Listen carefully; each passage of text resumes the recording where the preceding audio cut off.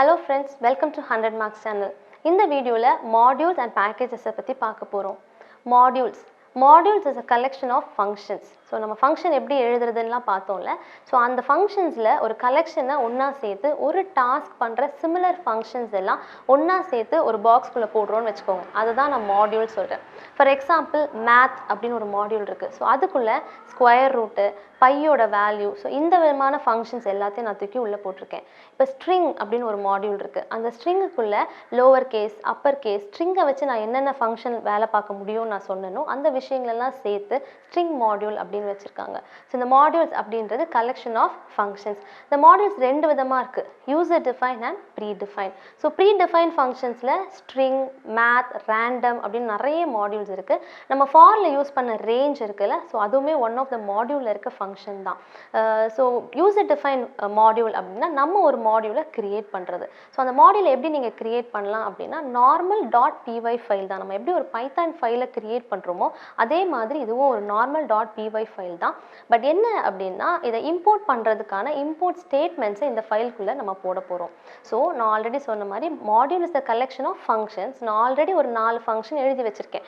Addition, subtraction, multiplication, division வச்சுக்கோங்க.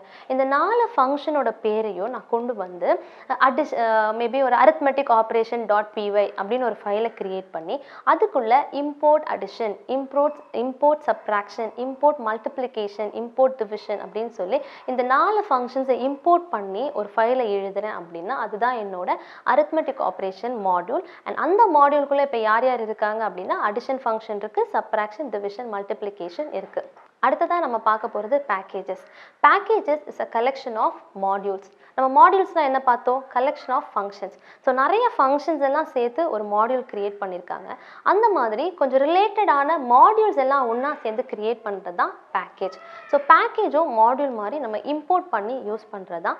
இந்த package create பண்ணலாம், பட் அது ரொம்ப பெரிய டிடிஎஸ் டாஸ்க். அதுக்கு இனிஷியலைசேஷன் ஃபைல் init.py அப்படின்ற ஒரு ஃபைலை நம்ம கிரியேட் பண்ணி நம்மளோட மாடியூல்ஸ் எல்லாம் அதுக்குள்ளே போட்டு பண்ணணும்.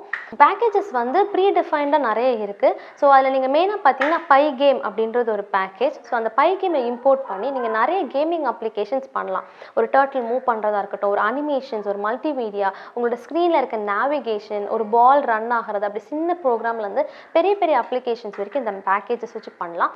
இந்த பேக்கேஜை கிரியேட் பண்ணுறதுக்கு ஒரு ஃபோல்டரை நீங்கள் கிரியேட் பண்ணணும். ஸோ ஒரு டைரக்டரியை நீங்கள் கிரியேட் பண்ணி அந்த டைரக்டரிக்குள்ளே உங்களோட மாடியூல்ஸ் எல்லாம் நீங்கள் பிளேஸ் பண்ணுறீங்க அப்படின்னா அலாங் வித் தட் நீங்கள் வந்து இனிஷியலைசேஷன் டாட் பிஒய் அப்படின்ற ஃபைலையும் போட்டிங்கன்னா அந்த மாடியூல், அந்த ஃபோல்டர் உங்களுக்கு பேக்கேஜாக மாறிடும். ஸோ இதுதான் வந்து பேக்கேஜஸ். ஸோ கலெக்ஷன் ஆஃப் ஃபங்க்ஷன்ஸை வந்து நம்ம மாடியூல் சொல்கிறோம். அப்படி நிறைய மாடியூல்ஸை சேர்த்ததை பேக்கேஜஸ்ன்னு சொல்கிறோம். ஸோ மாடியூல்ஸ் அண்ட் பேக்கேஜஸ் உங்களுக்கு தெளிவாக புரிஞ்சிருக்கும்னு நினைக்கிறேன். ஸோ இதில் நம்ம ரொம்ப பேசிக்காக introduction of modules and packages அப்படின்னா என்ன அப்படின்றது மட்டும் தான் பார்த்துருக்கோம். பட் இதோட டீட்டெயில்டு வெர்ஷன்ஸ் ஃபர்தராக பார்க்கலாம். தேங்க்யூ.